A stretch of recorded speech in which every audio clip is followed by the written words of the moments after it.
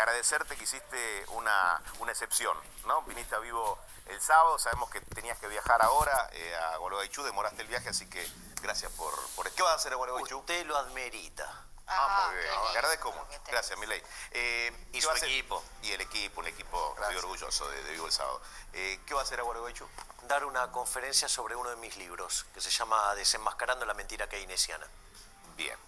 ¿Cómo está la economía en la Argentina hoy? Mal. Porque dame dos razones. Y te voy a pedir después dos aciertos de este gobierno en materia económica. Bueno, entonces te doy más riesgos y menos de los aciertos porque no me metió ninguno. A ver, te diría que la economía argentina tiene tres grandes riesgos hoy. Tiene un riesgo en el plano monetario, que eso hasta en un escenario electoral de cabeza a cabeza con chances de ganar de Cristina Fernández de Kirchner podría derivar en una hiperinflación. Tenemos un riesgo en el plano fiscal enorme, que Argentina va camino a un nuevo default. Y por otro lado, digamos, las consecuencias sobre el nivel de actividad económica que te podrían generar un estallido social. ¿Por qué la especulación con una victoria de Cristina Fernández puede derivar en una hiperinflación según tu visión? Bueno, hay tres elementos subyacentes en el plano monetario que podrían derivar en una hiperinflación. Lo primero que hay que comprender es que la devaluación que tuvimos el año pasado es un resultado de lo que fue el avance de Marcos Peña sobre la independencia del Banco Central el 28 de diciembre del 2017. Volvés siempre a eso. ¿Tan fuerte fue lo que Claro, lo que porque hizo? eso lo que generó fue una caída en la demanda de dinero. A ver, desde mi perspectiva, la inflación es siempre y en todo lugar un fenómeno monetario. Cuando vos generás un exceso de oferta de dinero, ya sea o porque subió la oferta, porque cayó la demanda, o pasaron las dos cosas, pierde poder adquisitivo el dinero. Eso significa que todos los precios expresados en unidades monetarias suben. El dólar es un precio más. Entonces, ¿qué pasa? Lo que sucede es que como es un activo financiero, pica primero. Entonces, ¿qué pasó? El dólar subió 120%, los precios mayoristas lo hicieron 75% y los minoristas 48%. Esto significa que aun cuando el Banco Central dejara de emitir dinero, no emitiera un peso más, nunca más, te quedan todavía entre 2 y 18 meses para limpiar todo ese desastre que se generó. ¿Estamos transcurriendo ese tiempo? Exactamente. Y eso son 50 puntos porcentuales que hay que limpiar. Ajá. Por eso la inflación no te baja, punto uno. Punto dos. Ahora, es cierto que el Banco Central dejó de emitir, pero dejó de emitir dinero presente. Ajá. Pero no dinero futuro. O sea, está dinero, ¿qué sería? Las LELIQ. Las LELIQ. Las LELIQ es emisión monetaria futura. Entonces, vos, si sabés que los precios vienen determinados por la cantidad de dinero, ¿qué haces? No vas a mirar solamente la base monetaria, sino que mirás la base monetaria más las LELIQ. Cuando vos mirás ese conjunto de pasivos monetarios del Banco Central, crecen al 3% mensual. Eso te da 42 anual. Eso significa que ni de casualidad vas a poder lograr la meta del gobierno de 23% de inflación. O sea, no podés bajar la inflación en estos términos. Pero sí, hay dos elementos todavía mucho más graves. Dale. Las LELIQ hoy representan 70% de la base monetaria. Eso quiere decir que en un contexto de incertidumbre, de crisis, de temor, de pánico, vos podrías aumentar la cantidad de dinero un 70% en el lapso de 15 a 30 días. O sea, es una locura, es como tirar... Es una bomba. Claro, exactamente. Y como si todo eso fuera poco, la cantidad de dinero en la economía para las transacciones debería ser cerca de 4% del PBI, y es 8,5% ese número. ¿Y eso cómo se arregla en una crisis? Subiendo los precios.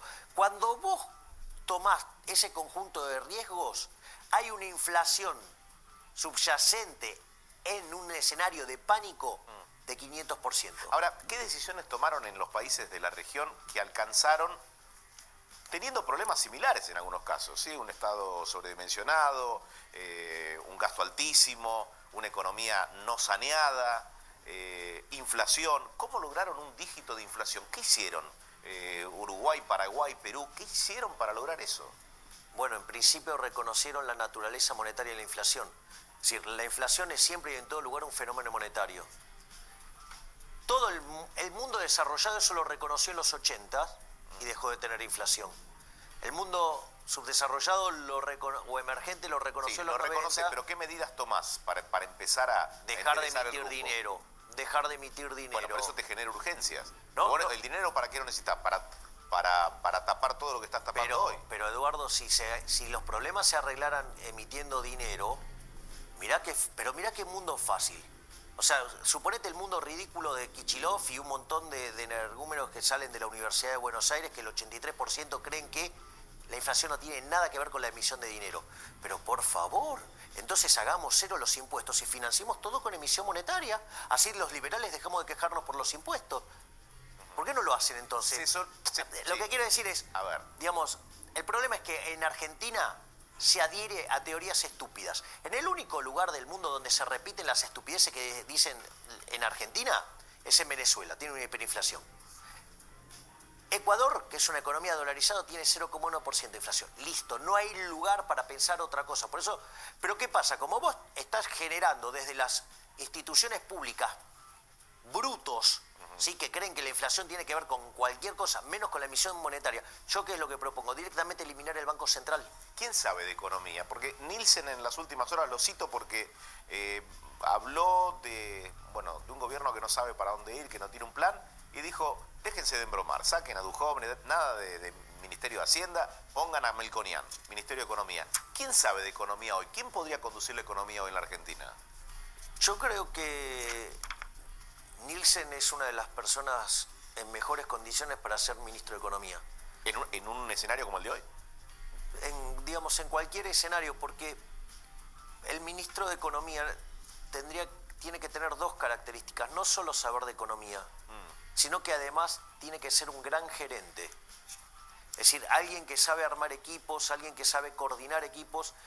Y recordemos que Nielsen tuvo a su cargo lo que fue en su momento la reestructuración de deuda más grande del mundo, después fue superada por la griega, pero el tema es que la deuda griega eran 8 títulos. En el caso de la más compleja fue la de Argentina, que había como casi 200 títulos, no sé cuántas, sí, una cosa una monstruosa. ensalada. Bueno, y digamos, si es alguien que tiene mucha experiencia en armar equipos, o sea, y eso, digamos, yo no lo he visto muchas veces. Javier, por tu conocimiento de las situaciones que se han generado en distintos países, ¿qué situación es parecida a la de Argentina? Digo, con estos condimentos. Inflación, muchos planes en la calle, mucha gente dependiendo del Estado, no pudiendo cerrar ese grifo porque tenés a la gente en la calle y sin saber para dónde ir, sin generación de empleo, con empresas que suspenden o despiden. Digo, el FMI también con oficinas acá. ¿Qué situación en el mundo fue similar? ¿Grecia? ¿Israel? A ver, digo, hay varios países que tuvieron estos problemas. Digo, la pregunta es ¿qué pasó en ese tiempo? O sea, digo, ¿y cómo se arregla esto? A ver, por ejemplo, acá que todos, digamos, la corporación política vive masturbándose con los países nórdicos, Suecia en el 80 a fines de los 80 quebró. Tenía la presión fiscal en 75%, la llevó a 40%. Y se convirtió en los países líderes en libertad económica. Pero digo, siempre hubo un quiebre drástico. Claro, exacto. O sea, si vos seguís así, cada vez vas a tener más pobres, cada vez vas a tener salarios reales más bajos, cada vez vas a estar peor. Entonces, ¿cómo se sale de esta decadencia? De esta decadencia se sale creciendo. Para crecer vos tenés que invertir. Para invertir tenés que ahorrar. Con lo cual, lo primero que tenés que desterrar es esa estupidez keynesiana de que, digo, la economía crece estimulando el consumo. ¿Pero cómo Eso invertís? ¿De dónde sacás el dinero si Bueno, nadie invierte acá? Bien, primero lo tenés que financiar. Para financiar tenés que tener ahorros. Si vos te basás en la estrategia estúpida de los keynesianos, que es darle rosca al consumo, eso va a funcionar mal porque no tenés cómo financiar la inversión. Esto lo hace Argentina hace 80 años, y no es el funciona. Quinto país más rico del mundo, somos 65. Seguimos perdiendo Pero plata. las instituciones públicas siguen adoctrinando en esta línea. Bueno, pero ¿no? dame la receta Milei. Bien, la receta Milei es una reforma, digo, esto va a estar en nuestro nuevo libro con Giacomini, que se llama Libertad, Libertad, Libertad, que sale ahora a fines de marzo. Básicamente lo que nosotros proponemos es una reforma del Estado. Nosotros proponemos bajar el gasto público en el lapso de 4 años 15 puntos del PBI, donde los 2 primeros bajaría 9, que sería todo sobre lo que es el gasto flexible de nación y provincias y municipios, que tiene que ver con los subsidios económicos, yendo a la reestructuración de los contratos, tiene que ver con eliminar las transferencias discrecionales a la sección que sigue, ¿no? A provincias en lo que es nación y a municipios en lo que es provincia. O sea, ¿tendría que irse gente también del Estado y pasar a la actividad privada? Eso es la etapa 2. ¿La etapa 2 qué sería después de 4 años? No, en la etapa 1 son 9 puntos donde ajustás que eliminas las transferencias discrecionales a provincias, la inversión pública yendo a regímenes de iniciativa privada y los subsidios económicos. Eso entre nación y provincia son 9 puntos del PBI. Sí. Los segundos 6 ¿Por qué no puntos... se hace hoy eso? Pregunto. Y las transferencias discrecionales son las plata que se usa para girar cuando vos querés ganar una elección, por ejemplo. La política. La obra pública, los cuadernos te lo dicen todo. Y lo que tiene que ver con los subsidios económicos, parece que el pasamano de plata también debe tener algún rédito. Entonces, digo, vos podés eliminar eso de cuajo y eso no tiene consecuencias sobre el empleo, sobre los jubilados, sobre los programas ¿No sociales. tiene consecuencias? No, exactamente. Esa es la primera etapa. La segunda etapa, vos tenés 4 millones de empleados públicos, no podés tener esa cantidad. Tenés que tener, como mucho, la mitad, ¿ok? Ahora, ¿cómo haces? Decime cómo haces. Exacto, con lo cual es el cómo. Claro, exacto. Pero vos no podés tirar a esa gente a la calle porque no tiene empleo. Entonces lo que nosotros proponemos es que con el primer ajuste, que en realidad de 9 hasta poder llegar a 10 puntos del PBI, bajar la presión fiscal.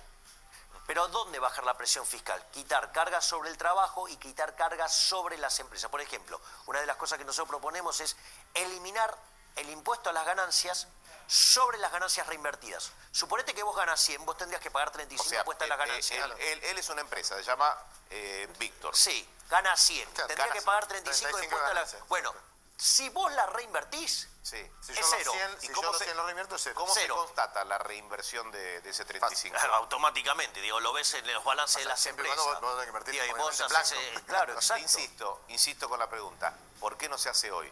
Si suena tan bien, Presión si es fiscal tan- para controlar algo. parece 2 más 2 eso, es sencillo. Pero es que es 2 más 2, pero acá hay un problema más grave, Eduardo. A ver, Las propuestas que hacemos con Giacomini y con otro grupo de liberales tienen un problema enorme. Y es que nosotros vamos sobre las partidas de las que muerden la corporación política. La corporación política no solo muerde del sueldo, no solo muerde de tener un ejército de asesores al cual le sacan el 10 o el 20%. Nosotros vamos sobre partidas muy sensibles como la obra pública, o sea, el choreo público, con las transferencias discrecionales o los pasamanos. Entonces, ¿qué es lo que pasa? Esas partidas implican que el costo lo pague la política. ¿esto no lo habían alcanzado el gobierno ni bien asumió Macri ustedes? ¿O algo similar? Sí, nosotros de hecho hicimos, nosotros en su momento, durante el 2013, desarrollamos un programa económico que Sí. consta en un libro que se llama Política Económica contra el Reloj. Tiempos de Cristina Fernández. Exactamente, y sin embargo, digamos, no tuvo recepción ni por parte del kirchnerismo, ni mucho menos por este gobierno. Eduardo, ¿te puedo dar un dato Dale. importante que quizá puede sumar Javier? A partir del año 2019 van a ser 350.000 los jubilados y pensionados que paguen ganancias. Ahora, si dejaran de pagar, si se resolviera por una medida que diga, bueno, a partir de ahora, de hecho, se está esperando un fallo de la son Corte. jubilados que cobran determina- 56.000 Sí, pesos por ahí. que cobran, que superan los 6 salarios mínimos, los 6 saberes mínimos mínimos. en 62.000 pesos. Esa es la Sí. cuenta que da. Si se resolviera, por ejemplo, Corte Suprema dice jubilados y pensionados no pagan más ganancias en la Argentina. ¿Y qué No lográs? impacta en nada en la recaudación fiscal, Pero, porque es mínima la recaudación A ver, en pero cuanto acá, al tema del impuesto y jubilados. digamos, a ver, primero es si hay que devolverle ingresos a alguna parte de la población, es a los que están peor, no a los que están relativamente mejor. De vuelta, el índice de pobreza más bajo en Argentina es en la franja etaria de los jubilados. O sea, eso está en los datos, o sea, es el 6%. ¿Y qué medidas tomarías, por ejemplo, que revitalice un poco el consumo y demás? No, es que de Devolverle vuelta, el IVA, digo, vos lo que no, con sentido es que, práctico. no, es que justamente lo que nosotros estamos proponiendo es, por ejemplo, eliminar impuestos sobre la oferta de la economía. ¿Para qué? Para que de esa manera las empresas puedan empezar a ganar plata, poder reinvertir y poder contratar gente, poder poner máquinas que aumente la productividad de la gente. Entonces, ¿qué es lo que pasa? Cuando vos aumentás la producción, ahí vos podés consumir más. O sea, tirarlo a Robinson Crusoe en la isla y decirle la estupidez keynesiana, estimular el consumo para crecer. ¿Y cómo haces? ¿Que se va a comer la arena? No, se tiene que laburar subiéndose al árbol, bajándose los cocos. Bueno, así es como funciona. Entonces, ¿qué es lo que pasa? Cuando vos permitís que los fondos estén en quien verdaderamente invierten y crean valor, eso genera puestos de trabajo.